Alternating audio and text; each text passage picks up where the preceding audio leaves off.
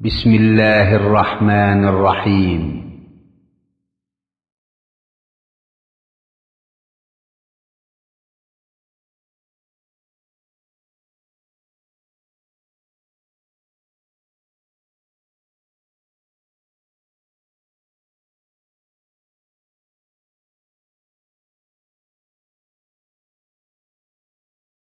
السلام عليكم ورحمة الله وبركاته. إن الحمد لله نحمده ونستعينه ونستغفره ونعوذ بالله من شرور أنفسنا ومن سيئات أعمالنا. من يهده الله فلا مضل له ومن يضلله فلا هادي له.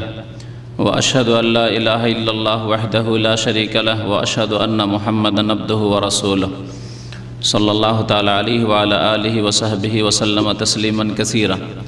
يا أيها الذين آمنوا اتقوا الله حق تقاته ولا تموتن إلا وأنتم مسلمون. يا أيها الناس اتقوا ربكم الذي خلقكم من نفس واحدة وخلق منها زوجها وبث منهما رجالا كثيرا ونساء واتقوا الله الذي تساءلون به والأرحام إن الله كان عليكم رقيبا. يا أيها الذين آمنوا اتقوا الله وقولوا قولا سديدا يصلح لكم أعمالكم ويغفر لكم ذنوبكم ومن يطع الله ورسوله فقد فاز فوزا عظيما. أما بعد فإن خير الحديث كتاب الله وخير الهدي هدي محمد صلى الله عليه وسلم وشر الأمور محدثاتها وكل محدثة بدعة وكل بدعة ضلالة وكل ضلالة في النار. أعوذ بالله من الشيطان الرجيم. بسم الله الرحمن الرحيم. ويسألونك عن المحيض قل هو أذى فاعتزلوا النساء في المحيض ولا تقربوهن حتى يطهرن فإذا تطهرن فأتوهن من حيث أمركم الله إن الله يحب التوابين ويحب المتطهرين. আল্লাহ পাক রব্বুল আলামিনের সমস্ত প্রশংসা যে আল্লাহ পাক রব্বুল আলামিন মানুষকে সৃষ্টি করেছেন এবং তাদেরকে নর এবং নারীতে ভাগ করেছেন। দরুদ সালাম নাজিল হোক প্রিয় নবী মুহাম্মদুর রাসূলুল্লাহ সাল্লাল্লাহু আলাইহি ওয়াসাল্লামের প্রতি, যিনি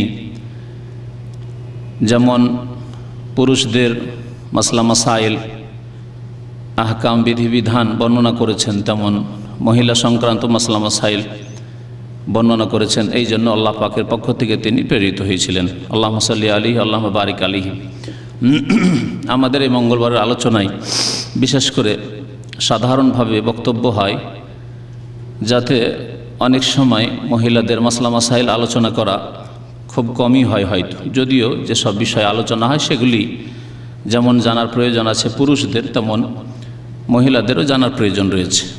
তবে বিশেষ কিছু মাসলা মাসাইল রয়েছে যেগুলি মহিলা সংক্রান্ত মাসলা মাসাইল, যেগুলি বিশেষভাবে মহিলাদেরকে জানা ফরজ, আর ওই সব ভাইদেরও জানা ফরজ যেসব ভাইদের অধীনে নারীরা রয়েছেন, অর্থাৎ কেউ স্বামী হয়েছেন। সুতরাং আপনার স্ত্রী সংক্রান্ত যেসব মাসলা মাসাইল আছে সেগুলি আপনাকে জানতে হবে, এই জন্যই যে আপনাকেই প্রথম জিজ্ঞাসা করবে আপনার স্ত্রী। তো আজকে অনেকের প্রস্তাবের ভিত্তিতে মহিলা সংক্রান্ত কিছু মাসলা মাসাইল আপনাদের সামনে দর্সের আকারে পেশ করব, বক্তব্যের আকারে নয়, দর্সের আকারে পেশ করার চেষ্টা করব। আল্লামা সালেহুল ফৌজান হাফেজাহুল্লাহ তাআলা সৌদি আরবের বড় একজন আলেম, তার অনেক কিতাবাদি রয়েছে। তার একটি কিতাবের নাম হচ্ছে আহকাম তানবিহাত আলা আহকাম তাখতাসু বিন নিসা আও তাখতাসু বিল মুমিনাত, মানে এমন কিছু মাসলা মাসাইল যেগুলি মুমিন নারীদের সাথে সম্পর্কিত। এই কিতাবে তিনি নারী সংক্রান্ত যেসব মাসলা মাসাইল রয়েছে সেগুলি তিনি তুলে ধরার চেষ্টা করেছেন। তার একটি অধ্যায় আজকে আপনাদের সামনে, হয়তো পুরো শেষ করা যাবে না, তার কিছু অংশ আপনাদের সামনে পেশ করব। আল্লাহ পাক রব্বুল আলামিন কোরআনে কারীমে যেমন মুমিনদের কথা উল্লেখ করেছেন, তেমন মুমিনাতের কথা উল্লেখ করেছেন। বিশেষ করে যখন মহিলারা আমভাবে আয়াত নাজিল হইল যেগুলিতে নারী পুরুষ সকলে শামিল, ইয়া আইয়ুহাল্লাযীনা আমানু, হে মুমিন সকল, আল্লাযীনা আমানু, মুমিন সকল, এতে যেমন সম্বোধন করা হয়েছে পুরুষদেরকে তেমন সম্বোধন করা হয়েছে নারীদেরকে। কিন্তু মহিলারা ভাবলো যে আল্লাযীনা আমানু, তাহলে সাধারণত এটা পুরুষদের জন্য সম্বোধন হইল, আমাদেরকে সম্বোধন করে বিশেষ করে নারীদের নাম উচ্চারণ করে আল্লাহ তো কোরআনে কারীমে কিছু বললেন না। এইরকম কথা যখন সাহাবিয়াতদের মনে আসলো তখন আল্লাহ পাক রব্বুল আলামিন ওই আয়াত নাযিল করলেন যাতে আছে আল মুমিনু আল মুমিনাতু বাযুহুম আউলিয়াউ বায, মুমিন পুরুষের কথা, মুমিন নারীর কথা আল্লাহ উল্লেখ করলেন। ইন্নাল মুসলিমিনা ওয়াল মুসলিমাত ওয়াল কানিতিনা ওয়াল কানিতাত ওয়াত তাইবিনা ওয়াত তাইবাত, মুসলিম পুরুষ, মুসলিম নারী, মুমিন পুরুষ, মুমিন নারী, তওবাকারী পুরুষ, তওবাকারিনী নারী। এইভাবে আল্লাহ পাক রব্বুল আলামিন পুরুষদের সাথে নারীদের কথাও এবং নারীদের ভালো গুণগুলি উল্লেখ করলেন। তো আজকে যেই বিষয়বস্তু আপনাদের সামনে পেশ করার চেষ্টা করব তা হচ্ছে মহিলা সংক্রান্ত মাসলা মাসাইলের বিশেষ কিছু মাসলা মাসাইল, তা হচ্ছে হাইজ এবং ইস্তিহাজা এবং নেফাস। এইসব মাসলা মাসাইল যদিও অনেকে মনে করেন যে এইসব সাধারণ মাসলা মাসাইল, কিন্তু যেগুলিকে সাধারণ মনে করছেন তার অনেক মাসলা মাসাইল যেগুলিতে পাক না পাকের বিষয় রয়েছে। সামান্য কিছু আপনার যদি ভুল জানা থাকে, ভুল বুঝাবুঝি থাকে, তাহলে আপনি হয়তো নাপাক হয়ে থেকে গেলেন, অথবা আপনার ওপর গোসল ফরজ ছিল, বিশেষ করে আমি মহিলাদেরকে বলছি, আপনার উপর গোসল ফরজ ছিল, আপনি গোসল করলেন না, অথবা আপনার জন্য নামাজ ফরজ হয়ে গেছিল কিন্তু আপনি সেই সময় নামাজ পড়লেন না, অথবা এর বিপরীত আপনার জন্য নামাজ পড়াই অবস্থায় জায়েজই নয়, নাপাক আছেন, অথচ নামাজ পড়ে ফেললেন। তো এই জন্য এই মাসলা মাসাইলগুলি জানা অত্যন্ত জরুরি, কারণ পবিত্রতার ওপর নির্ভরশীল হচ্ছে নামাজ, সালাত। নামাজ হবে না যদি পবিত্রতা না থাকে। পবিত্রতার ওপর নির্ভর করছে আপনার কোরআন তিলাওয়াত, কোরআন স্পর্শ করা। পবিত্রতা পাক নাপাকির ওপর নির্ভর করছে হজ এবং উমরা, বাইতুল্লাহর তাওয়াফ। তো আল্লাহ পাক রব্বুল আলামিন কোরআনে কারীমের সূরা বাকারায় আয়াত নম্বর 222 আল্লাহ পাক রব্বুল আলামিন নারীদের হাইজের কথা, মাসিক ঋতুর কথা উল্লেখ করেছেন। ইয়াসআলুনাকা আনিল মাহিদ, লোকেরা হে নবী সাল্লাল্লাহু আলাইহি ওয়াসাল্লাম আপনাকে জিজ্ঞাসা করে হাইজ সম্পর্কে, মাসিক ঋতু সম্পর্কে, আর না হইলে এর অর্থ হচ্ছে মাসিক ঋতুর অবস্থা সম্পর্কে। দুটোই অর্থ হইতে পারে আরবি গ্রামারের ভিত্তিতে। মাসিক ঋতু সম্পর্কে মানে ওই ঋতুর মাসলা, অথবা ঋতু অবস্থায় যে মহিলারা থাকে সেই সময়ের মাসলা মাসাইল সম্পর্কে, সেই সময় কি আচরণ হতে হবে তাদের সাথে, এই সম্পর্কে জিজ্ঞাসা করে তারা। যখন জিজ্ঞাসা করা হয় নবী করিম সাল্লাল্লাহু আলাইহি সাল্লামকে এই সম্পর্কে, তখন নবী করিম সাল্লাল্লাহু আলাইহি সাল্লাম ওহীর অপেক্ষায় থাকলেন। আল্লাহ পাক ওহী নাজিল করলেন, কারণ নবী করিম সাল্লাল্লাহু আলাইহি সাল্লাম নিজের পক্ষ থেকে কোনো কথা বলতেন না। ওমা ইয়ানতিকু আনিল হাওয়া ইন হুয়া ইল্লা ওয়াহয়ুন ইউহা, নিজের খেয়াল খুশি কোনো কথা বলতেন না, জবাব দিতেন না, যতক্ষণ পর্যন্ত কোনো ওহী নাজিল না হইতো। আল্লাহ পাক ওহী নাজিল করেন ইয়াসআলুনাকা আনিল মাহিজ, তারা জিজ্ঞাসা করে তোমাকে হে নবী হাইজের অবস্থা সম্পর্কে অথবা হাইজ সম্পর্কে। কুল হুয়া আযান, হে নবী তুমি জানিয়ে দাও যে তা হচ্ছে অত্যন্ত নোংরা বা ঘৃণিত, অত্যন্ত কষ্টদায়ক। আজানের অর্থ হয় কষ্টদায়ক। এই জন্য হাদিসে রয়েছে যে ইমাতাতুল আযা আনি তারিকে সাদাকা, কষ্টদায়ক বস্তুকে রাস্তা থেকে সরিয়ে দেওয়া হচ্ছে সাদাকা। এখানে আযা মানে হচ্ছে কষ্টদায়ক বস্তু, যে কোনো কষ্টদায়ক বস্তু। সাদাকা আপনি রাস্তা দিয়ে যাচ্ছেন, দেখলেন যে রাস্তায় একটা ইট পড়ে আছে যা কোনো মানুষকে কষ্ট দিতে পারে, হোঁচট খেয়ে পড়তে পারে, আঘাত পেতে পারে, জখম হইতে পারে, কেউ সরিয়ে দিলেন। কাঁটা পড়ে আছে, সরিয়ে দিলেন, আযা কষ্টদায়ক বস্তু। পায়খানা আছে, সরিয়ে দিলেন, কষ্ট পেতে পারে কেউ। পেশাব আছে, পেশাব ওই জায়গাটাকে একটু যাতে করে পাক করে দেওয়া আছে, অথবা যেভাবে হোক যাতে করে তা না পাকি হালকা করে দেওয়া যাক। এইভাবে যে কোনো কষ্টদায়ক বস্তুকে আযা বলা হয়েছে। আল্লাহ পাক রব্বুল আলামিন হাইজকে মাসিক ঋতু কি বলেন? কুল হুয়া আযান, তা হচ্ছে কষ্টদায়ক, অথবা তা হচ্ছে আযা মানে হচ্ছে নোংরা বা ঘৃণিত। আযা এই যে কষ্টদায়ক বা অত্যন্ত নিকৃষ্ট নোংরা বস্তু হাইজ, এর সায়েন্টিফিক আজকাল আবিষ্কার হয়েছে মেডিকেলে, যে এই অবস্থায় কেউ যদি যৌন সম্পর্ক করে মাসিক ঋতু অবস্থায়, যা অনেক ফাসিক পাপিষ্ঠ লোকেরা করে থাকে। গত জুমায় যেসব ভাইয়েরা উপস্থিত ছিলেন, একটি প্রশ্নই করেছিল এক লোক, আশ্চর্য হলাম প্রশ্নে, যদি স্ত্রী রাজি থাকে মাসিক অবস্থায় তাহলে কি আমি সহবাস করতে পারি? মুসলিমদের জ্ঞানের যদি এত অভাব থাকে যে স্ত্রী রাজি হলে সব জায়েজ, আর কোনো মহিলা যদি রাজি হয়ে যায় তাহলে জেনা করা জায়েজ হয়ে যাবে নাকি?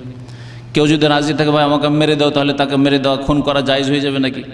তো মুসলিম জ্ঞানীদের জ্ঞানের স্বল্পতা এত যে এই ধরনের প্রশ্ন যেটা সাধারণ বিবেকে ধরা যেতে পারে, যে পাপ কখনো গুনাহ হারাম কাজ কোনোদিন হালাল হইতে পারে না, কেউ অনুমতি দিল, একমাত্র অনুমতি দেনেওয়ালা আল্লাহ পাক রব্বুল আলামিন এবং তার রাসূল সাল্লাল্লাহু আলাইহি ওয়াসাল্লাম। যদি আল্লাহর পক্ষ থেকে অনুমতি থাকে, তার রাসূল সাল্লাল্লাহু আলাইহি ওয়াসাল্লামের পক্ষ থেকে অনুমতি থাকে, তাহলে তো ভালো কথা। আর যদি আল্লাহ তার রাসূলের পক্ষ থেকে যদি অনুমতি না থাকে, তাহলে কোনো শক্তিকে ইখতিয়ার দেওয়া হয়নি যে কোনো সম্পর্কে হারাম আছে হালাল করে দেবে, অথবা হালাল আছে তাকে হারাম করে দেবে।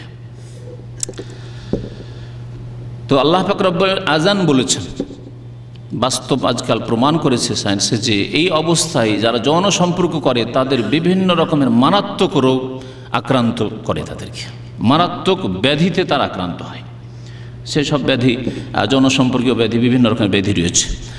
তো আল্লাহ পাক রব্বুল আলামিন এমন দিন নাযিল করেছেন যাতে আমাদের দুনিয়াও সুন্দর হবে, মানে স্বাস্থ্যের দিক দিয়ে আমরা সুস্থ থাকব, আর আমাদের দিনও সুন্দর হবে, আল্লাহ পাক সন্তুষ্ট থাকবেন। আল্লাহ পাক রব্বুল আলামিন বান্দার ওপর এত বেশি দয়াবান, আরহামুর রাহিমিন তার নাম, ওহু আরহামুর রাহিমিন, যে আল্লাহ চান না যে কোনো মানুষের পার্থিব ক্ষতি হোক, এমন কিছু কাজ করুক যার দ্বারা দুনিয়া তার ধ্বংস হোক, এটা আল্লাহ পাক চান না। আর আল্লাহ পাক রব্বুল আলামিন এটাও চান না যে তার আখিরাত পরকাল ধ্বংস হোক, সে জাহান্নামে যাক আর জান্নাত থেকে সে বঞ্চিত হোক। মাসিক ঋতু অবস্থায় যদি কেউ সঙ্গম করে তাহলে সে তার আখিরাতকেও ধ্বংস করবে, হারাম কাজে লিপ্ত হয়ে, নারী হোক অথবা পুরুষ হোক, আর দুনিয়াকেও ধ্বংস করবে, কারণ এতে রয়েছে কুলহু আযান, বড় কষ্টদায়ক বস্তু। ফাতাজিলুন নিসা ফিল মাহিজ, আল্লাহ পাক বলছেন সুতরাং নারীদের থেকে তোমরা দূরে থাকো। ফাতাজিলুন নিসা ফিল মাহিজ, হাইজের অবস্থায়। আল্লাহ আল মাহিজ মানে এখানে হাইজের অবস্থাকে বোঝানো হয়েছে। হাইজের অবস্থায় তোমরা, মাসিক ঋতুর অবস্থায় তোমরা নারীদের থেকে দূরে থাকো। দূরে থাকা মানে সহবাস থেকে দূরে থাকো। দূরে থাকা মানে এই নয় যে স্পর্শ করা যাবে না, দূরে থাকা মানে এই নয় যে একসাথে খাওয়া যাবে না, দূরে থাকা মানে এই নয় যে তার জুঠো খাওয়া যাবে না, তার গ্লাসে পানি পান করা যাবে না, অথবা অর্ধেক গ্লাস কিছু পানি পান করে রেখেছে, বাকিটা আছে তা পান করা যাবে না, এইরকম অর্থ নাই। এর অর্থ হচ্ছে সহবাস থেকে, মিলন থেকে তোমরা দূরে থাকো। কারণ ইহুদিদের সম্পর্কে হাদিসে রয়েছে, নবী করিম সাল্লাল্লাহু আলাইহি ওয়াসাল্লামের সহিহ হাদিস, বললেন রাসূলুল্লাহ সাল্লাল্লাহু আলাইহি ওয়াসাল্লাম সাহাবায়ে কেরামদেরকে যে ইন্নাল ইহুদিরা ইযা হাযাতিল মারআতু মিনহুম, তাদের মধ্যে মহিলারা যখন মাসিক ঋতু অবস্থায় থাকে, লাম ইউআকিলুহুন্না ওয়া লাম ইউশারিবুহুন্না, তাদের সাথে একসাথে বসেও খায় না, এক প্লেটেও খায় না, আর এক গ্লাসে পানিও পান করে না, একসাথে বসে পানও করে না।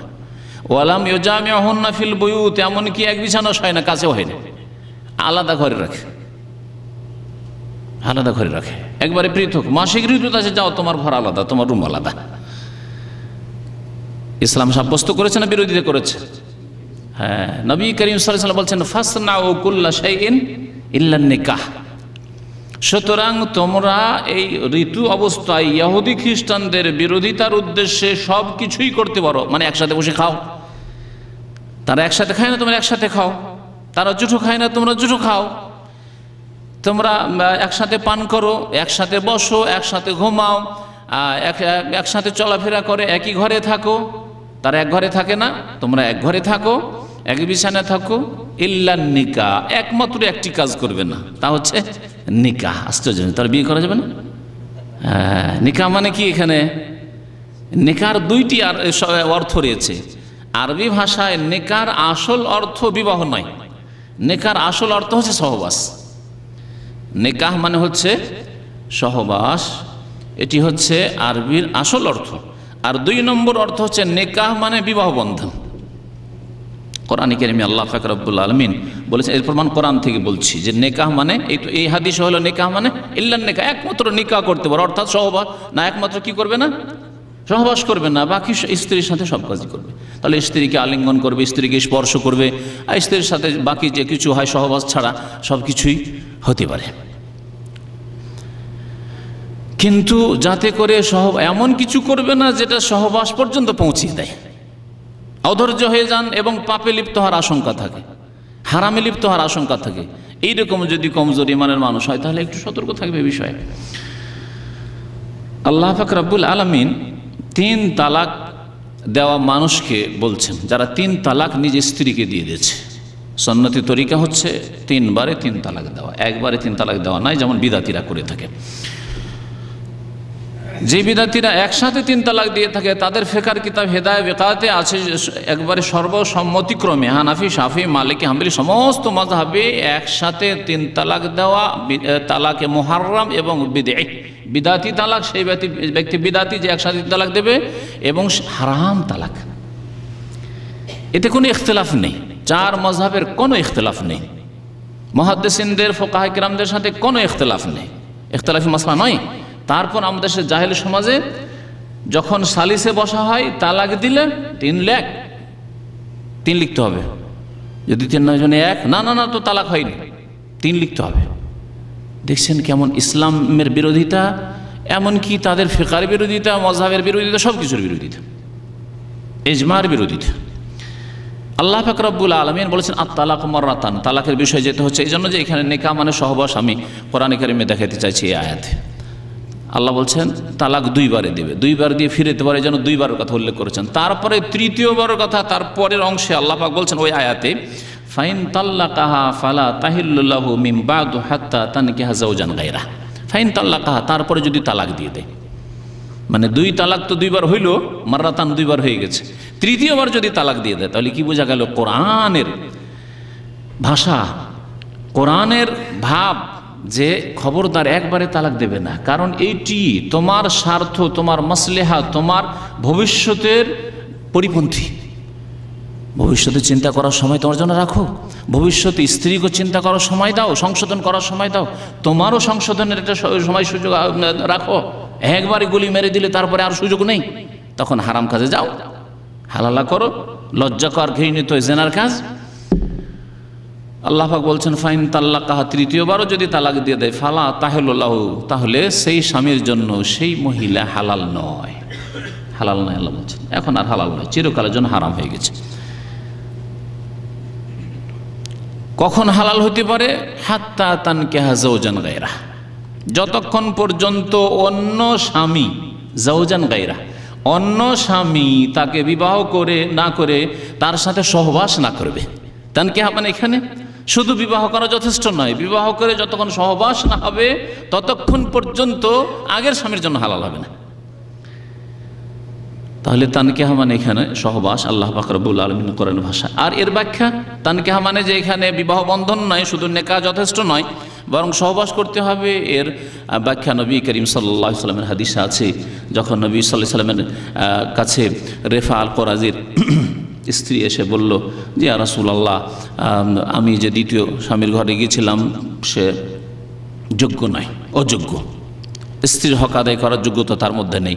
তখন নবী করিম সাল্লাল্লাহু আলাইহি ওয়াসাল্লাম জিজ্ঞাসা করেন আতুরিদিন আন তারজি ইলা রেফা, তুমি কি রেফার কাছে আবার ফিরে যেতে চাও নাকি? লা, অতক্ষণ পর্যন্ত ফিরে যেতে পারবে না হাত্তা তাযুকু ওয়াসাইলাতাহু ওয়া ইয়াযুকু মিন ওয়াসাইলাতা, যতক্ষণ পর্যন্ত তোমরা একে অপরের স্বাদ গ্রহণ না করবে। তাহলে বোঝা গেল হাত্তা তানকিহা যাওজান গায়রা মানে শুধু বিবাহ করা যথেষ্ট নয়, বিবাহ এমন কোনো স্বাদ নয় যদি বিবাহর লক্ষ্য উদ্দেশ্য পুরা না হয়। তাহলে যাই হোক, আল্লাহ পাক রব্বুল আলামিন কি বলছেন এখানে? ফাতাজিলুন নিসা ফিল মাহিজে, হাইজ অবস্থায় তোমরা স্ত্রী থেকে দূরে থাকো। স্ত্রী থেকে দূরে থাকার অর্থ বলা হইল ইহুদিদের বিরোধিতা হইল এবং হারাম থেকে বেঁচে থাকা। সহবাস হারাম শরীয়তে, কিন্তু ইহুদিরা যে একবারে বয়কট করতো স্ত্রীকে, খবরদার না, সেগুলি করতে হবে। কেউ যদি এরকম বয়কট করে যে না তুমি মাসিক অবস্থায় আছো, না খবরদার, তোমার রুম আলাদা, তোমার খাওয়া দাওয়া আলাদা, তোমার থালা বাসন আলাদা, তাহলে সে ইহুদিদের অনুকরণ করলো, যেটি হারাম। ফাতাজিলুন নিসা ফিল মাহিজে, হাত্তা কতক্ষণ পর্যন্ত দূরে থাকতে হবে স্ত্রী থেকে? হাত্তা ইয়াতহুরনা, যতক্ষণ পর্যন্ত পাক পবিত্র না হয়ে যাবে। ফাইদা তাতাহারনা, যখন পাক পবিত্র হয়ে যাবে, শুধু আল্লাহ বললেন না, এখন আয়াতকে লক্ষ্য করুন, আয়াতে আল্লাহ পাক হাত্তা ইয়াতহুরনা, যতক্ষণ পাক না হয়ে যাবে বললেন, তারপরে বলছেন ফাইদা তাহুরনা বললেন, ফাইদা তাতাহারনা, যখন পবিত্রতা অর্জন করে নেবে। তাহলে পাক হওয়া এক অর্থ, আর এক হচ্ছে পবিত্রতা অর্জন করে নেওয়া আর এক অর্থ। কোরআনের ভাষা পাক হয়ে যাওয়া মানে রক্ত বন্ধ হয়ে যাওয়া, ব্লিডিং বন্ধ হয়ে গেছে, আপাতত পাক হয়ে গেছে, কিন্তু পবিত্রতা অর্জন করেনি। তাই তারপরে আর বলছে ফাইদা তাতাহারনা, সুতরাং যখন পবিত্রতা অর্জন করে নেবে মানে ইগতাসালনা, গোসল করে নেবে। ফাতুহুন্না মিন হাইসু আমারাকুমুল্লাহ, তখন তোমরা তাদের কাছে এসো যেইভাবে আল্লাহ আদেশ করেছেন, যেভাবে আল্লাহ আদেশ করেছেন।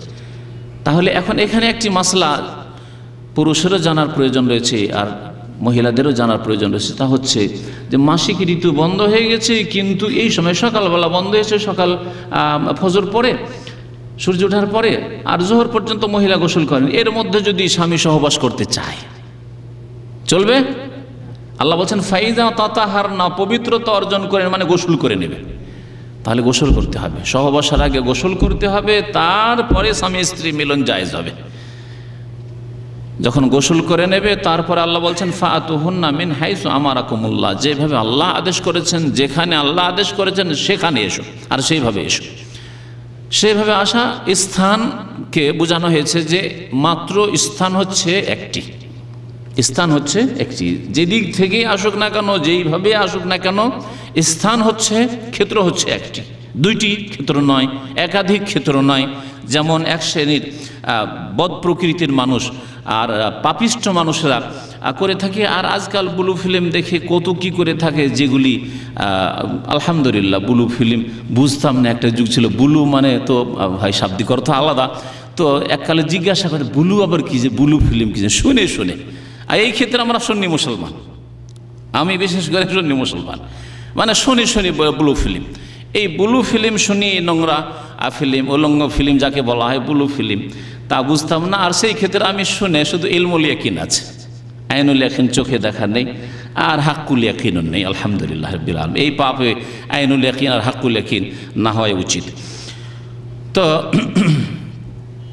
যারা ওই ব্লু ফিল্মের নোংরা ইহুদি খ্রিস্টানদেরকে দেখে, তাদের নারী পুরুষদেরকে দেখে, আর তাই এসে মুসলিম নর, মুসলিম নারী তারা প্র্যাকটিক্যাল করতে চায়।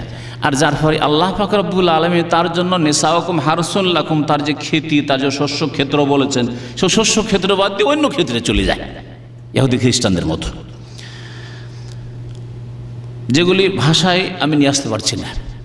এমন এমন সুন্দর স্থান আল্লাহ পাক রব্বুল আলামিন করেছেন পবিত্র, তা ব্যবহার করে কাফের আল্লাহর শত্রুরা, আর সেগুলি ফাসেক ফাজের পাপিষ্ঠরা সেগুলিতে যায়, যেটা মুখে আনতে যেন আমার মানে সম্ভবই হচ্ছে না যে সেটা মুখে আনা যেতে পারে। আর যার প্রয়োজন নেই, আল্লাহ পাক রব্বুল আলামিনের বিধান এতটা জেনে নেওয়া যথেষ্ট যে জায়গা হচ্ছে মাত্র একটি, অথবা নোংরা স্থান, পবিত্র স্থান, ভালো স্থান, মুখ খাওয়ার স্থান, পবিত্র স্থান। আর নোংরা স্থান যেমন পায়খানা রাস্তা, সমকামিতা, লানত, রাসূলুল্লাহ সাল্লাল্লাহু আলাইহি ওয়াসাল্লাম লানত, আল্লাহ পাকের লানত রয়েছে, অভিসম্পাত রয়েছে, রহমত থেকে বঞ্চিত হওয়ার ঘোষণা রয়েছে। যারা সমকামিতায় লিপ্ত হবে সে অপর কোনো পুরুষের সাথে হোক, মহিলার সাথে হোক, অথবা নিজের স্ত্রীর সাথে হোক। এসব মাসলা মাসাইল সম্পর্কে জ্ঞান থাকা জরুরি, কারণ অনেক জাহেল। এক মহিলা অভিযোগ করছে তার জালেম স্বামী সম্পর্কে, যে আমি যখন মাসিক ঋতুতে থাকি তখন আমার উপরে জবরদস্তি করে সমকামিতা করার জন্য আমার স্বামী। সুবহানাল্লাহ, চিন্তা করতে পেরেছেন? তাহলে কোথায় মুসলিম জাতি আর কোনো আল্লাহর শত্রু না, নিজেকে মনে করে যে মুসলিম, আল্লাহরই শত্রু অবশ্য, কিন্তু কাফের শত্রু নয়, মুসলিম নিজেকে পরিচয় দিয়ে এসব হারাম কাজ এক সেই লোকেরা করে। তো বলছিলাম যে আল্লাহ পাক রব্বুল কি বলছেন, ফাইজা তাতাহারনা ফাতুহুন্না মিন হাইসু আমারাকুমুল্লাহ ইন্নাল্লাহা ইউহিব্বুত তাওয়াবিন ওয়া ইউহিব্বুল মুতাতাহহিরিন। আল্লাহ পাক তওবাকারীদেরকে ভালোবাসেন এবং পবিত্রতা অর্জনকারীদেরকে ভালোবাসেন। হায়েজ মাসিক ঋতু কাকে বলে? মাসিক ঋতু কাকে বলে? এমনিতে সাধারণ ভাষায় তো বুঝিয়ে দিতে পারবেন, কিন্তু তার সংজ্ঞায় হয়তো অনেকেই মানে হিমশিম খেয়ে যাবেন। মাসিক ঋতু কাকে বলে দেখি, কে বলেন? হ্যাঁ, মাসিক ঋতু মাসে মাসে হয়। কোনখান থেকে হয়? কোনো একটা জায়গা থেকে। হ্যাঁ জি, পাকস্থলী থেকে যদি রক্ত আসে, হ্যাঁ আল্লাহ জানে। হ্যাঁ, নবী করিম সাল্লাল্লাহু আলাইহি ওয়াসাল্লাম বলেছেন ইন্না হাযা আমরুন কাতাবাহুল্লাহু আলা বানাতে আদম। এই এমন একটি বিষয়, মাসিক ঋতু, যেটা আদমের মেয়েদের ওপর আল্লাহ লিখে দিয়েছেন, তাদের ভাগ্যে লিখে দিয়েছেন। আদম আলাইহিস সালামের মেয়েরা কিয়ামত পর্যন্ত, অর্থাৎ নারী জাতির উপর আল্লাহ পাক লিখে দিয়েছেন, বিধিবদ্ধ করে দিয়েছেন। এটা লিখে দেওয়া কেমন?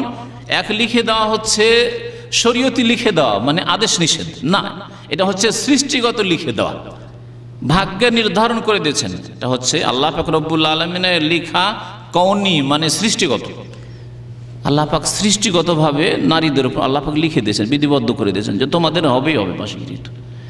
এটা হচ্ছে শরীয়তে লিখে দেওয়া, যেগুলি আল্লাহ পাকের আদেশ নিষেধ, যেমন কুতিবা আলাইকুমুস সিয়াম, তোমাদের উপর রোজাকে লিখে দেওয়া হয়েছে, মানে শরীয়তে তা বিধিবদ্ধ করা হয়েছে, ফরজ করা হয়েছে। মা আয়েশা রাদিয়াল্লাহু তাআলা আনহা যখন বিদায় হজে ছিলেন নবী করিম সাল্লাল্লাহু আলাইহি ওয়াসাল্লামের সাথে, আর এহরাম অবস্থায় মক্কা পৌঁছেছেন মাত্র, এখনো উমরা সারা হয়নি, আর মাসিক ঋতু চলে আসলো। মা আয়েশা রাদিয়াল্লাহু তাআলা কান্না শুরু করলেন, বসে কান্না শুরু করছে, স্বাভাবিক কান্না আসার কথা। নবী করিম সাল্লাল্লাহু আলাইহি ওয়াসাল্লাম সান্ত্বনা দিলেন, বলে ইন্না হাযা আমরুন কাদ কাতাবাহুল্লাহু আলা বানাতি আদম, এমন একটি বিষয় যা আদমের মেয়েদের আল্লাহ লিখে দিয়েছেন। সুতরাং ফাফআলি মা ইয়াফআলুল হাজ গায়রা আল্লাহ তাতুফি বিল বাইত, সব কাজই করতে পারো হাজিদের, কিন্তু একটি কাজ করতে পারবে না, তা হচ্ছে বাইতুল্লাহর তওয়াফ করতে পারবে না, সেটাকে বাকি রাখবে, আর যখন মাসিক ঋতু থেকে পাক হয়ে যাবে তখন তওয়াফ করবে। তাহলে এই হাদিস দ্বারা মাসলা জানতে পারলেন যে হজে যদি যান, উমরায় যান মহিলারা, সেখানে সমস্ত কাজ, এমনকি আরাফায় অবস্থান করতে পারবেন, সব কিছুই করতে পারবেন। হজ সংক্রান্ত মাসলা মাসাইল, এহরাম বাঁধা থেকে শুরু করে চুল কাটা পর্যন্ত যতগুলি মাসলা মাসাইল আছে সবগুলি করতে পারবেন, শুধু কি করতে পারবেন না, তাওয়াফ, বাইতুল্লাহর তাওয়াফ করতে পারবেন না। তাহলে এর দ্বারা বোঝা গেল যে সাফা মারওয়ার সাই পর্যন্ত করা যাবে, কারণ সাফা মারওয়া মসজিদের অন্তর্ভুক্ত নয়, যদি এখন মসজিদের সাথে লাগিয়ে দেওয়া হয়েছে, কিন্তু একটা কাল ছিল মসজিদ থেকে অনেক দূরে ছিল, মসজিদে হারাম থেকে সাফা মারওয়া অনেক দূরে ছিল, সেটি আসলে মসজিদ নয়।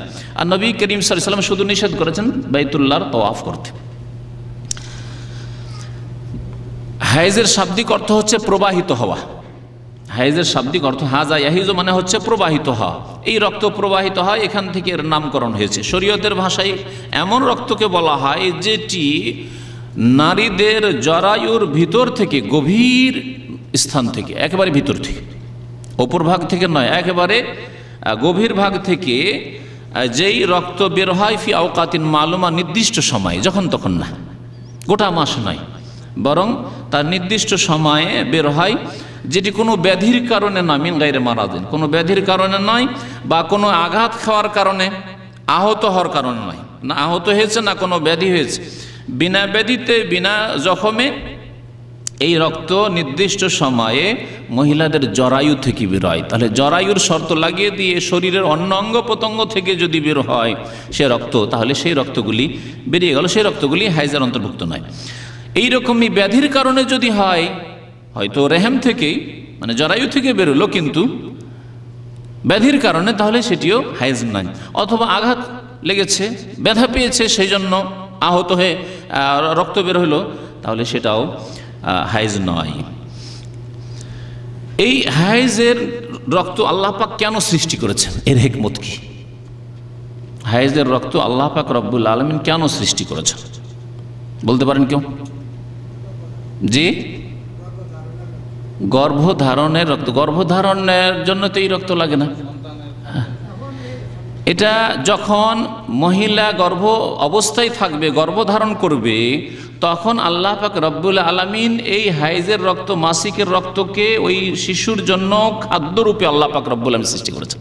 তখন শিশুর খাদ্য নাভি দিয়ে, নাড়ি লেগে থাকে না, ফুল বলেন মনে হয় আপনারা, যেটা বাচ্চা হওয়ার পরে বেরোয়, ওই যে ফুল, সেটা হচ্ছে ওই রক্ত, যে হাইজের রক্ত যেটা প্রস্তুত হয়ে আছে ওই বাচ্চার জন্য। আর 9 মাস 10 মাস ধরে যতদিন আমরা সকলে, প্রত্যেক মানুষ, নর হোক আর নারী হোক, প্রত্যেককে আল্লাহ পাক রব্বুল আলামিন মায়ের পেটে এই রিজিক দিয়েছেন, এই রিজিক দিয়েছেন।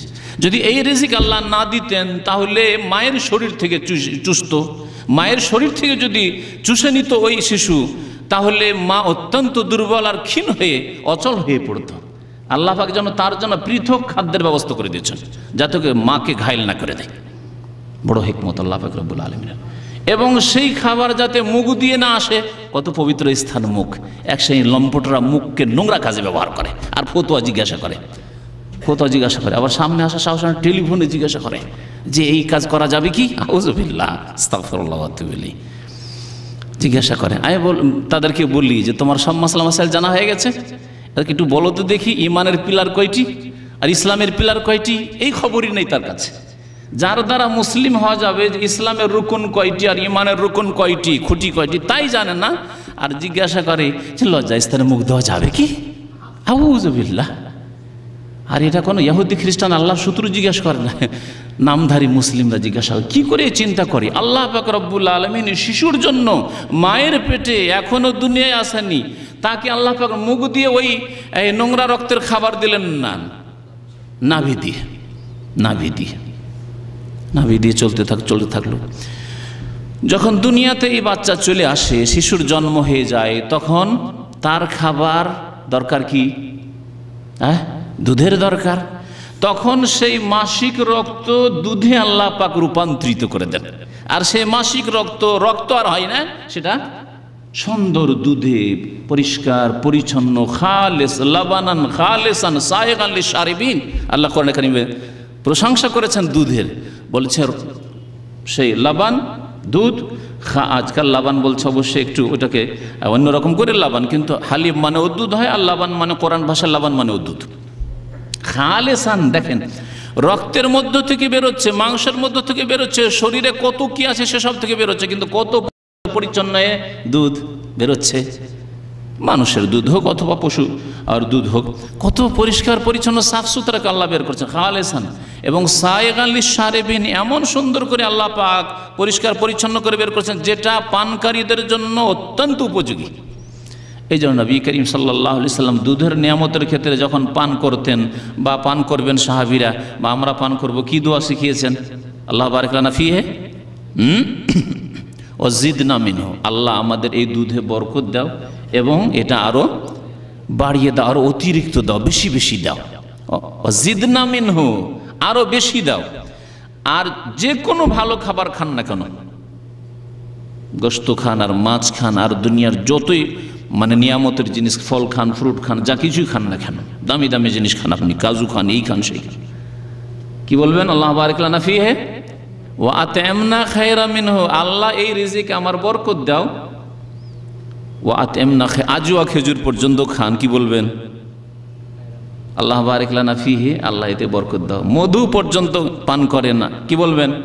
আল্লাহ বারিক লানা ফিহি, আল্লাহ মধুতে বরকত দাও, খেজুরে বরকত দাও, কিশমিশে বরকত দাও, আমার কাজুতে বরকত দাও, আমার পেস্তায় বরকত দাও। ওয়া আত'ইমনা খায়রাম মিনহু, আল্লাহ এর চাইতে ভালো খাবার আমাকে দান করো। তাহলে বোঝা গেল যে এর চাইতে ভালো খাবার দুনিয়াতে আছে, কিন্তু দুধের ক্ষেত্রে নবী করিম সাল্লাল্লাহু আলাইহি ওয়াসাল্লাম এই শিখালেন না যে ওয়া আত'ইমনা খায়রাম, আল্লাহ দুধের চাইতে ভালো খাবার দাও, এই কথা বলেন না। বলছিলাম যে মাসিক ঋতু যখন বাচ্চার জন্ম হয়ে যায়, তখন মাসিক ঋতু আর থাকে না, তখন সেটা দুধে রূপান্তরিত হয়ে যায়। পরিষ্কার পরিচ্ছন্ন সাফ সুতরা দুধ মায়ের স্তন দিয়ে আসতে লাগে, আর বাচ্চা তখন দুধ চুষে। এই জন্য সাধারণত স্তন্য দান করা অবস্থায় মহিলাদের মাসিক ঋতু আসে না সাধারণত, কিন্তু ব্যতিক্রম অনেক সময় ঘটে। দুধের পরিমাণ কিছু কমে গেল, তারপর মাসিক ঋতু আসতে লাগলো, অথবা বিভিন্ন কারণে মাসিক ঋতু হয়তো 2-4 মাস পরেই বাচ্চা হওয়ার মাসিক ঋতু আসা শুরু হয়ে গেল, আবার দুধও আসছে, এরকম হয়। কিন্তু সাধারণত সেই মাসিক ঋতুটাই দুধে পরিণত হয়ে যায়। আর এই দুই অবস্থা যখন না থাকে, পেটে বাচ্চাও নেই আর বাচ্চা দুধ পান করেন না, তখন মাসিক ঋতুটা কি হবে? কোনো দিকে যাচ্ছে না। যদি পেটে বাচ্চা থাকতো, গর্ভধারণ করে থাকতো মহিলা, তাহলে ওই বাচ্চার নাভি দিয়ে চলে যাচ্ছে মাসিক ঋতু, তাহলে সেদিকে চলে গেল খাবার হয়ে। আর যদি স্তন্যদান করা অবস্থায় থাকতো, তাহলে সেটা দুধে রূপান্তরিত দুধ হয়ে গেল, ক্ষয় হয়ে গেল, সেটা ব্যবহার হয়ে গেল। কিন্তু যখন এই দুই অবস্থার কোনো অবস্থায় থাকে না, তখন কি হয়? বলছে ফাইজা লাম তাকুনিল মারআতু হামিলান ওয়ালা মুরদিয়ান, যখন নারী গর্ভধারণকারিণীও থাকে না আর স্তন্যদানকারিণীও থাকে না, বাকি হাজার দাম লা মাসরিফা লাহু, তখন এই রক্তের কোনো আর ব্যবহার থাকে না। কোথায় ব্যবহার হবে? জমতে আছে। আর এইটা জমে যদি শরীরে থেকে যায় অতিরিক্ত রক্ত এবং নোংরা রক্ত, তাহলে স্বাস্থ্যের জন্য বড়ই ক্ষতিকর হবে। সেই জন্য আল্লাহ পাক রব্বুল সেটাকে ডিসচার্জ করার, বের করার ব্যবস্থা করেছেন। আর সেটাই হচ্ছে হাইজ, এবং হাইজের পিরিয়ড মাসিক ঋতুর সময়কাল। ফায়াখরুজু ফি আওকাতিন মালুমা, মাসের বিশেষ সময়গুলিতে এক এক মহিলার জন্য এক একটা সময় রয়েছে, কারো মাসের প্রথম দিকে, কারো মাসের মধ্য দিকে, কারো মাসের শেষ দিকে, এইভাবে এই হাইজ বেরোয়। হাইজের জন্য বয়স, মহিলাদের বয়স সর্বনিম্ন বয়স সাধারণত 9 বছর। 9 বছরের আগে সাধারণত হাইজ আসতে পারে না, 9 বছরে চলে আসতে পারে। 9 বছরে যদি চলে আসে রক্ত, তাহলে সেটাকে মাসিক ঋতুই বলতে হবে, সেটাকে ইস্তেহাজা রোগের কারণে নয়, বরং সেটাকে বলতে হবে যে সেটা হাইজ। কারণ মা আয়েশা রাদিয়াল্লাহু তাআলা আনহার 9 বছরে মাসিক ঋতু চলে এসেছে। যদিও ঠান্ডা দেশগুলিতে মাসিক ঋতু একটু বিলম্বে আসে, গরম দেশে মাসিক ঋতু একটু তাড়াতাড়ি আসে, এইভাবে সাবালিকা হয়। গরম দেশে তাড়াতাড়ি সাবালিকা হয়ে যায় মেয়েরা, এরকমই ছেলেরাও গরম দেশে তাড়াতাড়ি সাবালক হয়ে যায়। আর ঠান্ডা দেশ যেগুলি দেশে শীত বেশি, যেমন পশ্চিমা দেশ, সেগুলি দেশে শীত বেশি, অথবা যে কোনো দেশে ঠান্ডা বেশি, সেখানে একটু বিলম্বে মাসিক ঋতু আসতে পারে। আর শেষ বয়স হচ্ছে মাসিক ঋতুর সাধারণত 50 বছর।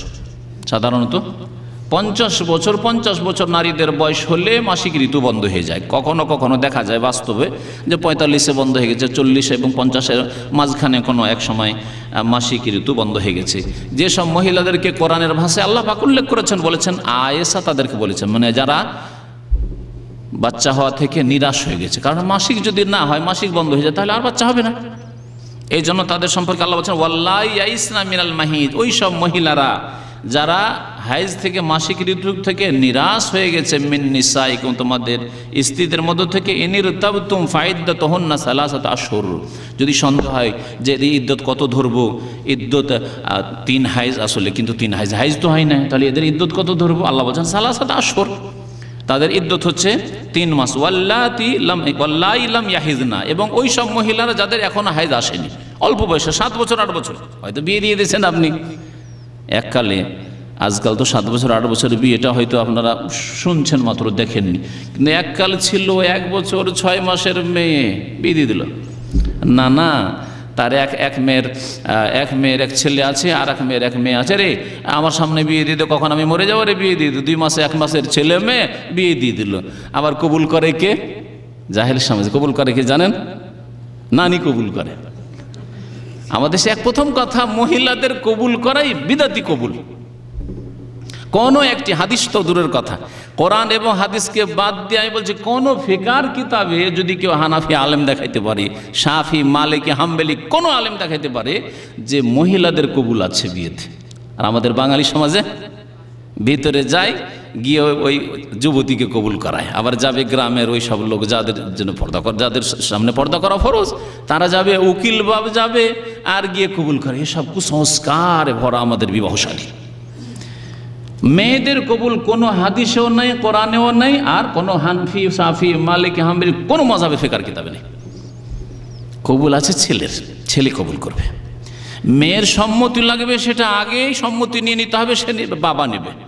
বাবা যখনই বিবাহের কথা পাকা করবে, তার আগে সম্মতি নিয়ে নেবে যে আমার মেয়ের সম্মতি আছে কিনা। সরাসরি নেওয়াই হচ্ছে সুন্নত তরিকা। কিন্তু আজকাল যেহেতু আমাদের সমাজে হয়তো লজ্জা বেশি, বাবারই বেশি লজ্জা মেয়ের চাইতে। আজকাল মেয়েরা কম লজ্জা করে, মেয়ের চাইতে বাবারই বেশি লজ্জা। কেমন করে জিজ্ঞাসা করো মেয়েকে, বিশেষ করে অবিবাহিতা যদি হয়, কুমারী হয়, তাহলে সেই ক্ষেত্রে মাকে দিয়ে জিজ্ঞাসা করান, বা বড় বোন আছে তাকে দিয়ে জিজ্ঞাসা করেন, বা দাদিকে দিয়ে, নানিকে দিয়ে জিজ্ঞাসা করান।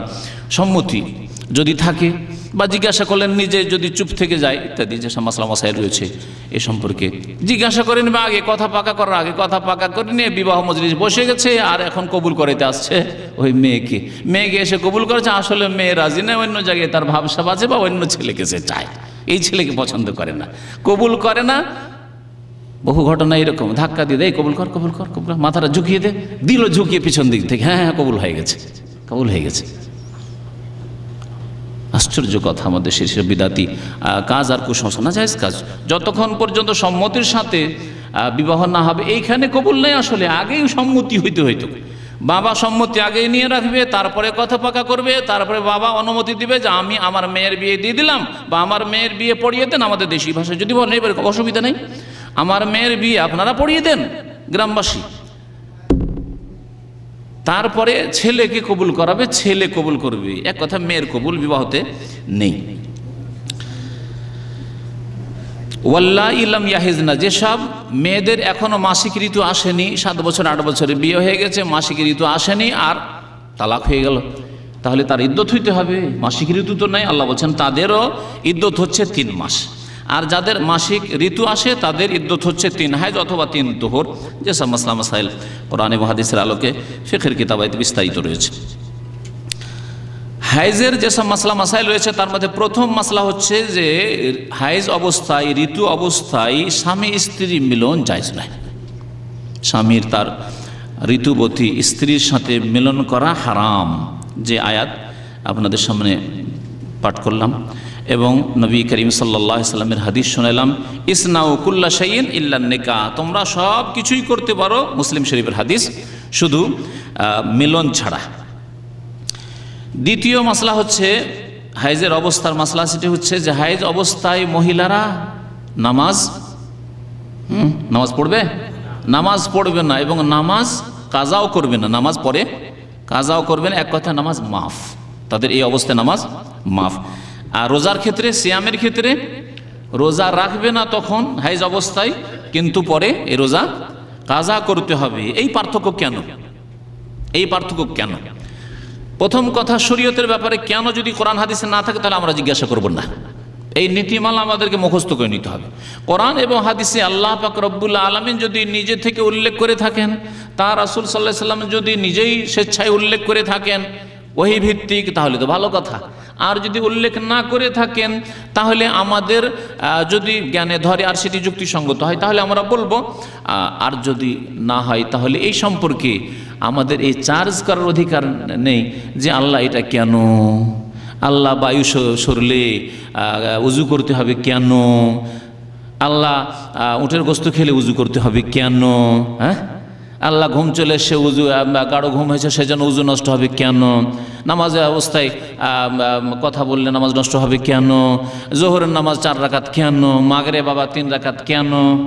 এই যে এক শ্রেণীর লোকেরা তাদের মূর্খতায় কেনর প্রশ্ন করে, শরীয়তে কেনর প্রশ্ন।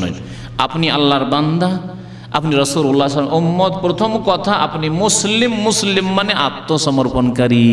আর আত্মসমর্পণকারীর এই অধিকার থাকে না যে শোকজ করতে বলবে, কারণ বয়ান করেন কি হয়েছে, না, এই অধিকার নেই। ওয়াসাল্লিমু তাসলিমা, বরং শির নত করে বিনা কোনো দ্বিধাদ্বন্দ্বে মেনে নেবে। তো বলছিলাম যে নামাজ এবং রোজার কথা বলছিলাম। হায়েজ অবস্থায় নামাজ পড়বে না কিন্তু নামাজ মাফ, নামাজ আর কাজা করতে হবে না।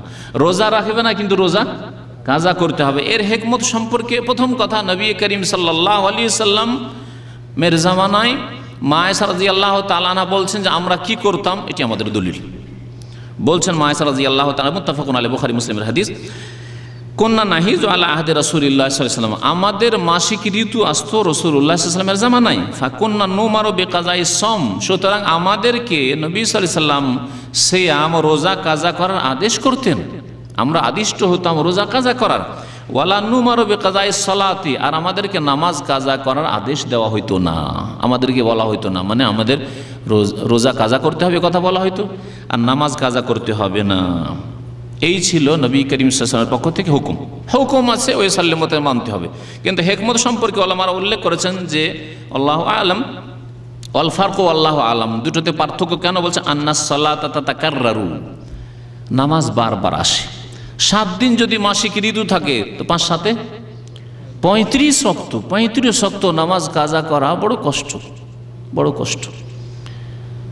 ইল্লা যদি কি করেন, বিদাতীদের মতো যারা উমরি কাজা করে ভাগ করে নেন, প্রত্যেক ওয়াক্তে একটা মানে প্লাস মানে যোগ করে দেন, হ্যাঁ যোগ করে দেন, জোহরে ডবল জোহর, আসর ডবল আসর, এই করে, হ্যাঁ, তাহলে 7 দিনে গিয়ে পুরো হবে।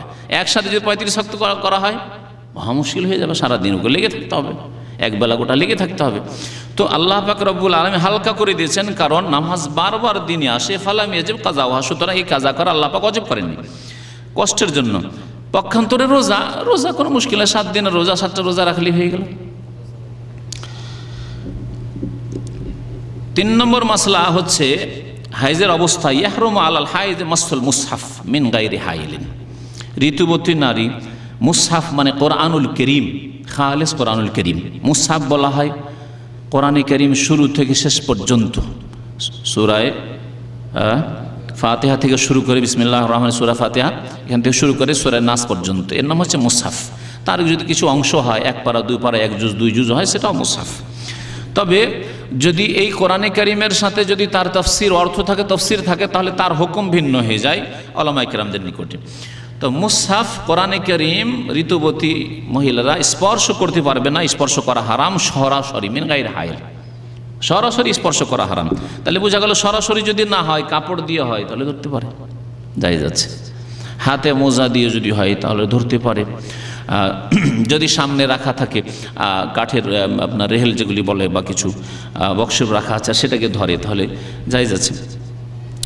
লিকাউলিহি তাআলা, কারণ কোরআনে কারীম আল্লাহ পাক ইরশাদ করেছেন সূরা ওয়াকিয়ার আয়াত নম্বর 79, লা ইয়ামাসসুহু ইল্লাল মুতাহহারুন।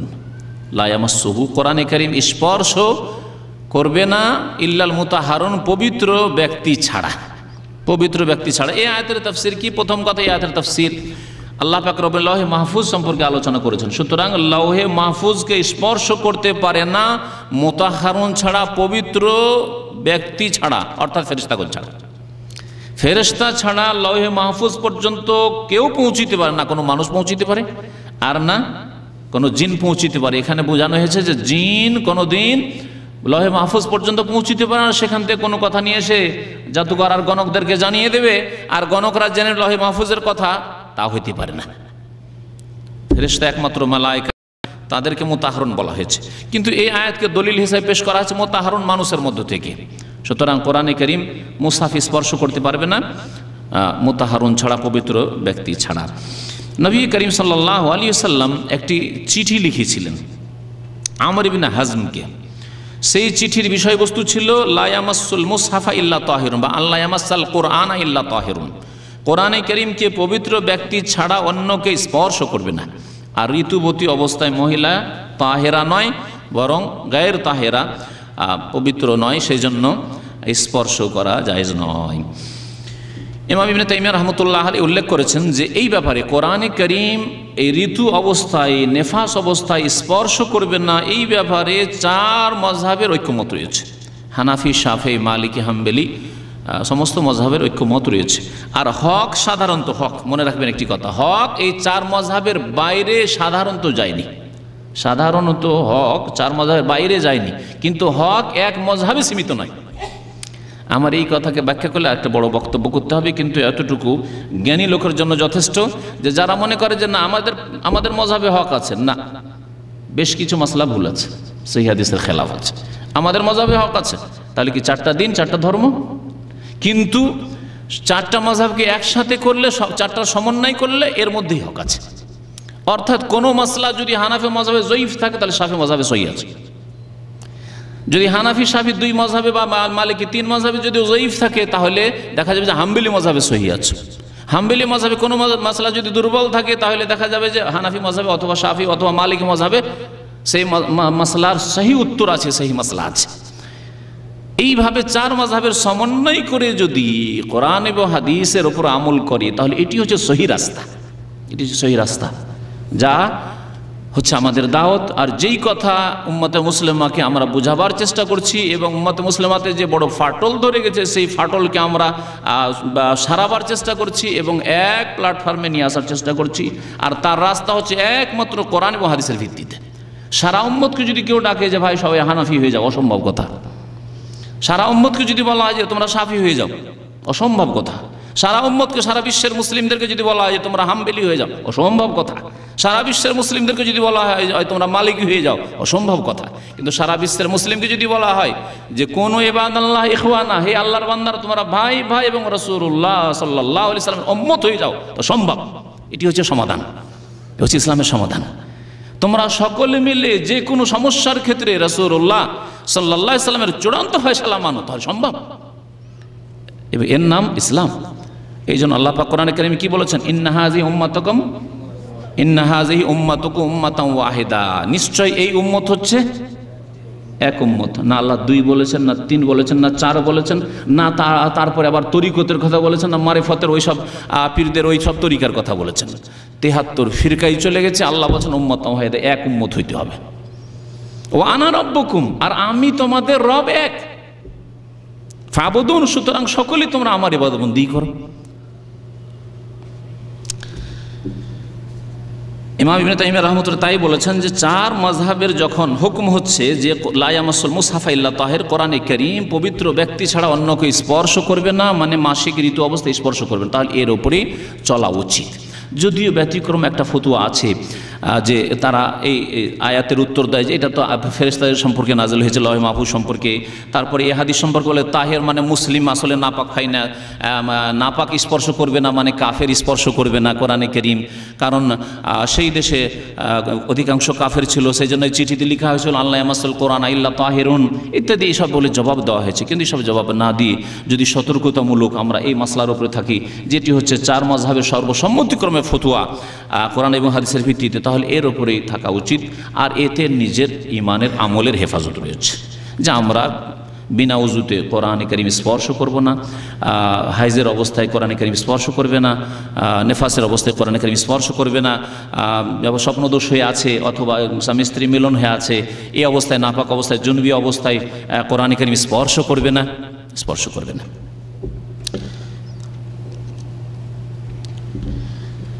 তারপরে আরেকটি মাসলা, স্পর্শ করবে না কিন্তু কিরাতুল হাইজ লিল কোরআন, ঋতু অবস্থায় 7 দিন ধরে ঋতু অবস্থায় থাকবে, কোরআনে কারীম তেলাওয়াত করবে না, মুখস্থ আছে, হাফেজে কোরআন, মহিলা হাফেজা। আর হাফেজা ছাড়া এর চাইতে বড় মুশকিলে পড়বে যদি সে মুদাররিসা হয়, মাদ্রাসার শিক্ষক, কোরআনের তাহফিজুল কোরআন মহিলা সেকশনের শিক্ষিকা। বলবেন 7 দিন ধরে তুমি তো নাপাক অবস্থায়, মাসিক ঋতু অবস্থায়, সুতরাং তোমার মাসে 7 দিন তার গ্যাপ, 7 দিন মাদ্রাসায় যেতে পারবে না। তাহলে 7 দিন মাদ্রাসায় যদি না যায়, কারণ পড়াইলে তাকে তেলাওয়াত, মেয়েদেরকে পড়াইলে তেলাওয়াত করতেই হবে। তেলাওয়াত শোনার সাথে শুধু শোনা যথেষ্ট নয়, অনেক সময় তেলাওয়াত করে শুদ্ধ করে দিতে হবে তাজবিদ। মাদ্রাসার ছাত্রী হেফজ করে, বলে 7 দিন যেও না তুমি, তাহলে মাসে 5 দিন তার পড়াশোনা। আর এদিকে তো শুক্রবারগুলি আছে, বৃহস্পতি যেখানে এখানে যেমন 2 দিন ছুটি, তাহলেও তো আছে, পড়াশোনা কি করবে? তাহলে এই রকম ক্ষেত্র, বিশেষ ক্ষেত্রগুলিতে যেখানে হয়তো শিক্ষিকা অথবা কোরআনের ছাত্রী অথবা কোরআনের হাফেজ, আমি 7 দিন ধরে যদি কোরআন তেলাওয়াত না করি মুখস্থ, তাহলে ভুলে যাওয়ার আশঙ্কা আছে, সেসব ক্ষেত্রে মুখস্থ কোরআনে কারীম ঋতু অবস্থায়ও তেলাওয়াত করতে থাকবে। যেই ফতোয়াটি পড়ে শোনাচ্ছি আপনাদেরকে, ও আম্মা কিরাতুল হাইজ লিল কোরআন মিন গায়রি মাসিল মুসহাফ, কোরআনে কারীম স্পর্শ না করে যদি কোরআনে কারীম ঋতু অবস্থায় তেলাওয়াত করে, ফাহিয়া মাহাল্লু খিলাফ বাইনা আহলিল ইলম, এতে ইখতিলাফ আছে।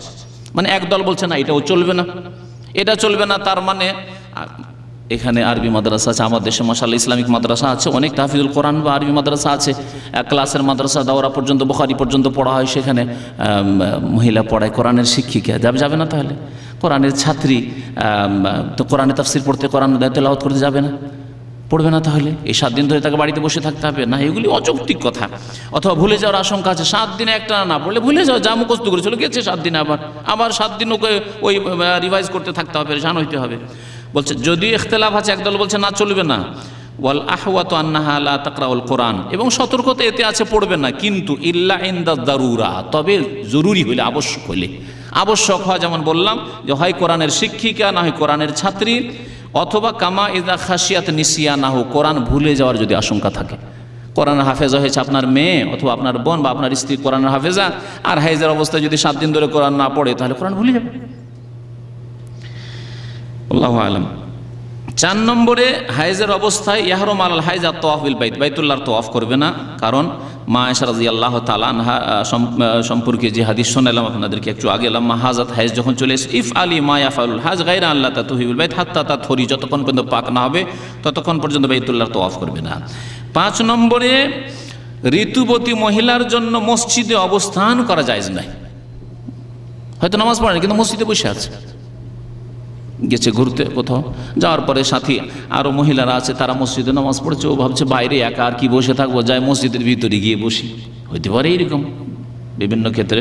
মসজিদ বা মসজিদের আশেপাশে বসবাস, অথবা মসজিদের খেদমত করে কোনো মহিলা আছে, যে মসজিদের খেদমত করে, মসজিদের যে মহিলা সেকশন আছে, মহিলা বিভাগ আছে, ফ্লোর আছে, তার খেদমত করে, মসজিদে অবস্থান করতে পারবেন। ইয়াহরুমু আলাল হাইজ আল-লুবসু ফিল মসজিদ, কারণ আল্লাহ পাক রব্বুল আলামিনের রাসূল সাল্লাল্লাহু আলাইহি ওয়াসাল্লাম বলেছেন, ইন্নী লা উহিল্লুল মাসজিদা লিহাইদিন ওয়ালা লিজুনুবিন, আমি ঋতুবতী মহিলার জন্য এবং জুনবি অর্থাৎ নাপাক অবস্থায়, সহবাস অবস্থায় অথবা স্বপ্নদোষ অবস্থায় যেসব পুরুষ নারীরা হবে, তাদের জন্য মসজিদকে হালাল করছি না, মসজিদকে হালাল করছি না, অর্থাৎ মসজিদ তাদের জন্য হারাম। কি হারাম?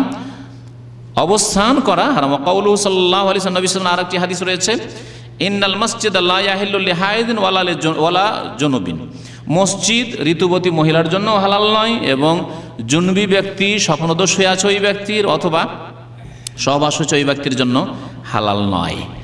অবস্থান করা হালাল নয়। তাহলে অবস্থান যখন বললাম, আরেকটি মাসলা এখান থেকে বেরোয়, দ্রুত যদি সেখান দিয়ে এই দিক এপার থেকে ওপার চলে যায়, অতিক্রম করা। মসজিদের ভিতরে ঢুকলো, এই দিক দিয়ে একটা দরজা আছে, মসজিদের ঢুকলো, আর ঢোকার পর ওই দরজা দিয়ে বেরিয়ে চলে গেল, জায়েজ হবে না? হবে না।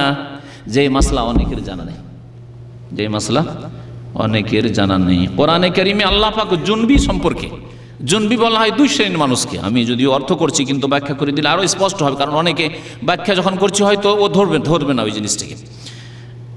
জুনবি বলা হয় যে যার স্বপ্নদোষ হয়েছে, জুনবি। আচ্ছা, স্বপ্নদোষ শুধু পুরুষদের হয় না মহিলাদের হইতে পারে? জানা আছে? দেখেন আওয়াজ চুপ হয়ে গেল। হ্যাঁ, হতে পারে, কিন্তু মহিলাদের পুরুষদের তুলনায় খুবই কম। এই জন্য অনেক মহিলারা নিজেরাই জানে না যে তাদের স্বপ্নদোষ বা নারী জাতির স্বপ্নদোষ হয়, কারণ তাদের খুব কম এটা হয়ে থাকে। আর পুরুষদের স্বপ্নদোষ খুব বেশি হয়ে থাকে, অনেক দৈনিক না হয় সপ্তাহে 2 দিন 3 দিন, অনেকে এতে অসুস্থ হয়ে পড়ে স্বপ্নদোষে।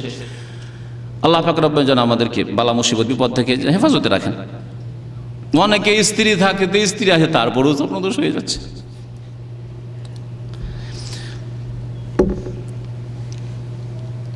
আল্লাহ পাক রব্বুল আলামিন জুনবি সম্পর্কে উল্লেখ করে। জুনবি কি বললাম? যে এক হচ্ছে স্বপ্নদোষ হওয়া ব্যক্তি, আর এক হচ্ছে মিলন, স্বামী স্ত্রী মিলনের পরে দুইজনের জুনবি। জুনবি যে পুরুষ, সেও জুনবি, এবং মহিলা তাকেও জুনবি বলা হয়। এই নাপাকিকে জানাবাত বলা হয়েছে হাদিসের ভাষায়। আল গোসল মিনাল জানাবা, মানে সহবাসের গোসল অথবা স্বপ্নদোষের গোসল। আল্লাহ পাক রব্বুল কোরআনে কারীমে কি বলেছেন?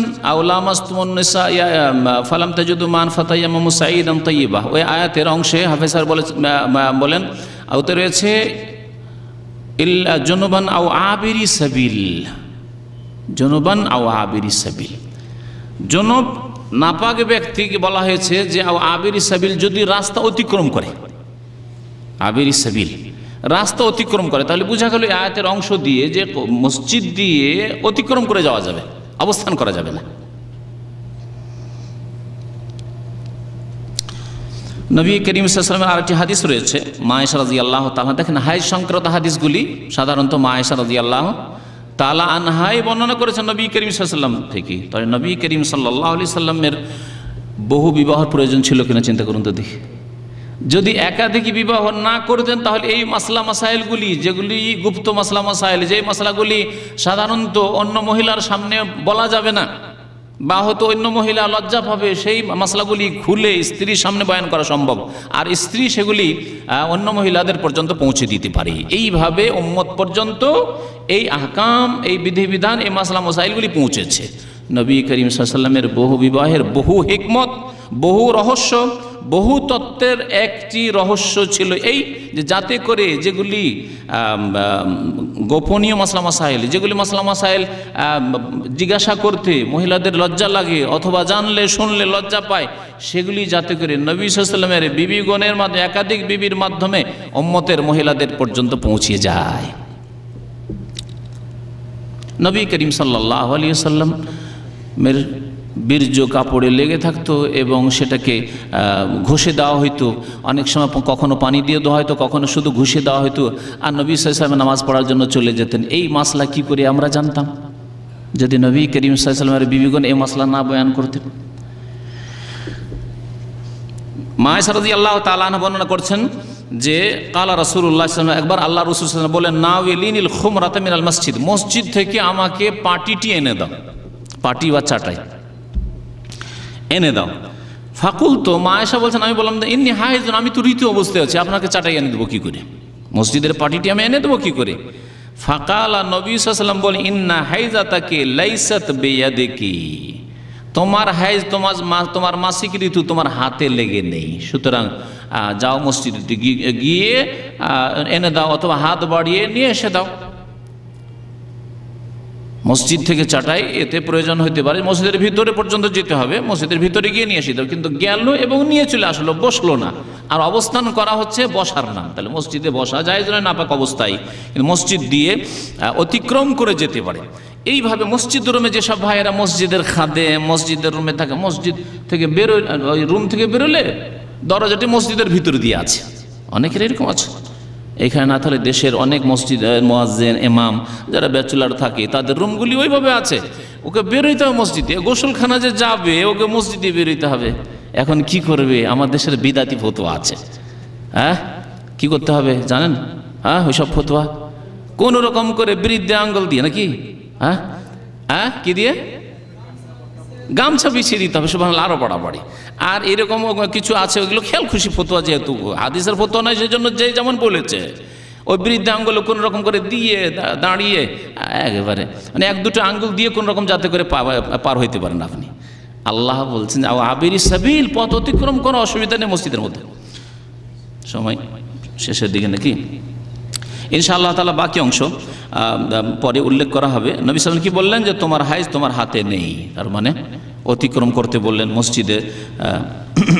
এইরকমই ঋতু অবস্থায় তসবিহ তাহলিল জিকির আজকার হ্যাঁ করতে পারবে। এগুলি প্রথম কথা কোরআন নয়, আর কোরআন তেলাওয়াতের উদ্দেশ্য নয়, আর স্পর্শ করাও নয়। সুতরাং সুবহানাল্লাহ, আলহামদুলিল্লাহ, লা ইলাহা ইল্লাল্লাহ, আল্লাহু আকবার, যত জিকির আজকার সুন্নতে জিকির আজকার আছে, এইরকমই সকাল সন্ধ্যার জিকির আজকার, এইরকমই ঘুমের জিকির আজকার, ঘুমাবার সময় ঘুম থেকে উঠার, এইরকমই কোরআন হাদিসের কিতাব পড়া। কোরআনের তেলাওয়াত নয়, কোরআনের তাফসীর, অথবা যেমন তাফসীর, হাদিস, ফিকহ, যাতে কোরআনের কিছু অংশ আছে, বেশ কিছু আয়াত আছে, এইরকমই কোরআনি দুয়া, কিন্তু তেলাওয়াতের উদ্দেশ্য না। রব্বানা আতিনা ফিদ দুনিয়া হাসানা ওয়া ফিল আখিরাতি হাসানা ওয়া কিনা আযাবান্নার। কোরআনি তো রব্বানা যালামনা আনফুসানা ওয়া ইল্লাম তাগফির লানা ওয়া তারহামনা লানাকুনান্না মিনাল খাসিরিন। ঋতু অবস্থায় মহিলা দোয়া করছে রব্বি হাবলি মিনাস সালিহিন, রব্বি হাবলি মিনাস সালিহিন।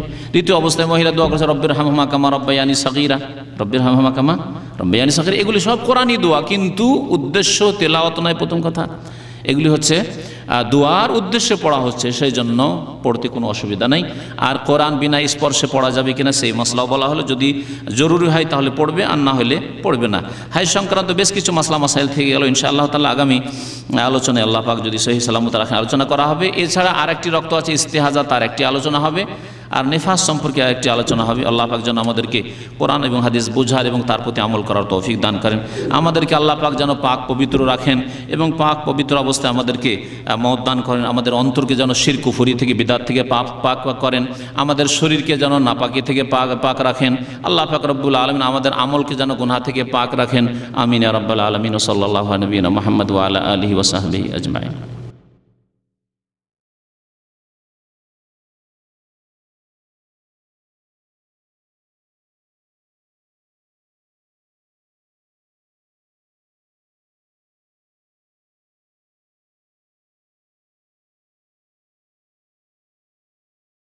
ভাই বলছেন স্ত্রী সহবাসের সময় যদি শরীরের পোশাক থাকে তাতে যদি নাপাকি না লাগে তাহলে তাকে পরে নামাজ পড়া যাবে?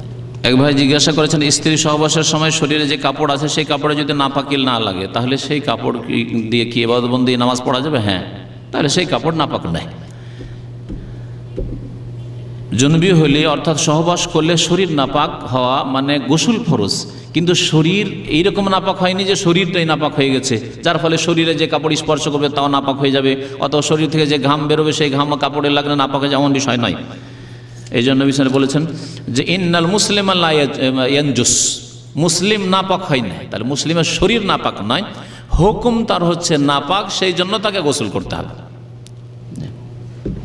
একটা প্রশ্ন হচ্ছে যে বিয়েতে মেয়েকে যে রেজিস্ট্রি বইতে স্বাক্ষর করতে হয় তা কি ঠিক? স্বাক্ষরের বিষয়টি যদি শরীয়ত সম্মত এরকম করে যে মেয়ের বাবা স্বাক্ষর করলো তাহলে যথেষ্ট, কিন্তু যদি আইন বাধ্য করে, হয়তো আইন এইরকম করা আছে যে মেয়েকে স্বাক্ষর করতে হবে, তাহলে কোনো অসুবিধা নাই, এটা কবুল নয়, কবুল করলাম এই বিদাত বলা হইল না, স্বাক্ষর করলো। কিন্তু এর চাইতে ভালো যদি আইন এরকম থাকে মুসলিম দেশের বা মুসলিম পার্সোনাল ল, মুসলিম দেশে মুসলিম পার্সোনাল ল, ভারতীয় মুসলিম পার্সোনাল বিবাহ শাদী তালাক আর মিরাসের আইনকে মুসলিম পার্সোনাল ল মুসলিম দেশেও বলা হয়, তো এগুলি আইন শরীয়ত মোতাবেক হওয়া উচিত। সেটা হচ্ছে যে মেয়ের অভিভাবক যে সে স্বাক্ষর করবে, আর যেই ব্যক্তি কবুল করলো ছেলে বর সে স্বাক্ষর করবে। আল্লাহু আলাম। পাত্রের অবর্তমানে পাত্রী ও গার্জিয়ানের উপস্থিতিতে বিবাহ সম্পন্ন হবে কি? পাত্র সেখানে উপস্থিত নেই, কিন্তু পাত্র যদি কবুল করে, যেমন বিদেশে আছে আর টেলিফোনে কবুল করছে, তাহলে কোনো অসুবিধা নেই, সাক্ষী থাকতে হবে এক কথায়। সেই ব্যক্তি কবুল করলো কিনা ছেলের কাছে সাক্ষী, অথবা যেখানে আওয়াজ শুনছে সেই আওয়াজ চিনতে পারলো যে অমুক ব্যক্তি কবুল করলো, তাহলে অসুবিধা নেই। স্বপ্নদোষ হওয়ার পর এমন সময় জাগ্রত হলো যে আজানের সময় হয়ে যায়, তখন পবিত্র হওয়ার পূর্বে কি আজান দেওয়া যাবে? স্বপ্নদোষ হয়ে গেছে, সেই সময় কি হলো? এই অবস্থায় আজান দেওয়া যাবে? ওই সময় জাগলো, স্বপ্নদোষ হয়েছে, আজান হয়ে গেল, ওই সময় আজান দেওয়া যাবে কিনা? আজান দিলে তো মসজিদে ঢুকতে হবে, আর মসজিদে অবস্থান, ওই মনে হয় যে অতিক্রম হইলো, অবস্থান হয়ে যাচ্ছে না, গোসল করে আসবে। অন্য কাউকে এই দায়িত্ব দিয়ে দেবে যে ভাই আজানটা দিয়ে দাও, আছে আল্লাহর মেলা বান্দা আছে, ব্যবস্থা আছে। হজ বা উমরায় গিয়ে কি মহিলাদের চুল কর্তন করতে হবে? হজ এবং উমরায় গিয়ে, হজ বা উমরায় গিয়ে কি মহিলাদের চুল কাটতে হবে? হ্যাঁ, চুল কাটতে হবে।